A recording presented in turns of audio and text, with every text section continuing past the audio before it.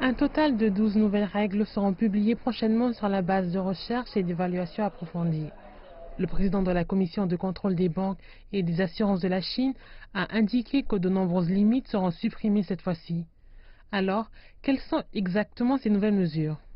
Les plafonds de participation dans les banques commerciales chinoises seront supprimés pour les banques locales et étrangères, et le gouvernement prévoit également de supprimer plusieurs exigences en capital, y compris la nécessité pour les banques étrangères d'avoir 10 milliards de dollars d'actifs avant de créer une entité légale en Chine, ou bien 20 milliards de dollars avant d'établir une succursale. Le gouvernement va également supprimer les procédures d'approbation des banques étrangères qui opèrent en yuan, et les sociétés d'assurance n'auront plus besoin d'avoir 30 ans d'expérience et 200 millions de dollars d'actifs pour mener leurs activités en Chine.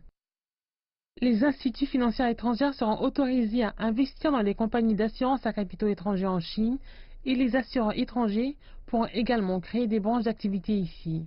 De plus, les banques étrangères seront autorisées à fournir des reçus et des services de paiement pour les entreprises en Chine. Quelques règles ont été assouplies pour les investisseurs étrangers et chinois. Le gouvernement ne limitera plus le nombre d'actionnaires chinois dans les joint ventures bancaires. Les institutions financières étrangères et les banques privées chinoises seront encouragées à coopérer dans les secteurs de la banque et de l'assurance. Le gouvernement prévoit également d'ouvrir davantage l'accès au marché des sociétés de crédit à la...